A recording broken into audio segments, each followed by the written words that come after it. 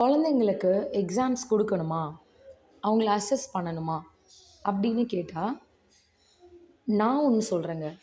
இளம் களிமண் தான் பொம்மை பிடிக்கிறதுக்கு நல்லாயிருக்கும். அதே மாதிரி தான் அந்த குழந்தைங்கள ஸ்ட்ரெஸ் பண்ணாமல், பட் அந்த குழந்தைங்களுக்கு அது ஒரு தேவை. ஏன்னா, இப்போ சொல்லிக் கொடுக்கும்போது, சீக்கிரமாக சொல்லிக் கொடுக்கும்போது, அந்த குழந்தைங்களோட அப்சர்விங் பவர் ரொம்ப நல்லாயிருக்கும். ஸோ, அப்போது அந்த குழந்தைங்களால என்ன முடியுன்றத பார்த்து, அந்த குழந்தைங்களுக்கு நம்ம அசஸ் பண்ணும்போது, அந்த முடியும்னு பார்த்து, அந்த குழந்தைங்கள நம்ம நெக்ஸ்ட் லெவலுக்கு கொண்டு போக முடியும். ஸோ, 5ல் வளையாதது 50ல் வளையாதுங்க. அது ஸ்கில்லாக இருந்தாலும் சரி, அது கேரக்டர் பில்டிங்காக இருந்தாலும் சரி, லேர்னிங்காக இருந்தாலும் சரி.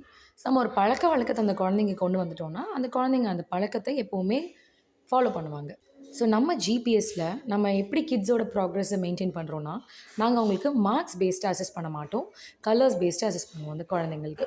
ஸோ, இதுதான் எங்களோட question and answer sheets. So, நீங்கள் எங்கள் குழந்தைங்கள பார்க்கலாம். அவங்க என்ன எழுதினாலும் நாங்கள் அந்த குழந்தைங்களுக்கு க்ரீன், எல்லோ அண்ட் ரெட் அந்த மாதிரி ஸ்டார்ஸ் கொடுப்போம்.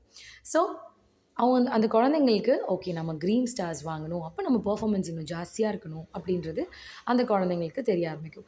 ஸோ, மார்க்ஸ் கொடுக்க வேண்டாம், பட் ஸ்டில் நாங்கள் அசஸ்மெண்ட் அப்படின்றத தாண்டி அந்த குழந்தைங்களோட எஜுகேஷ்னல் டெவலப்மெண்ட் மட்டும் நாங்கள் பார்க்குறது இல்லைங்க.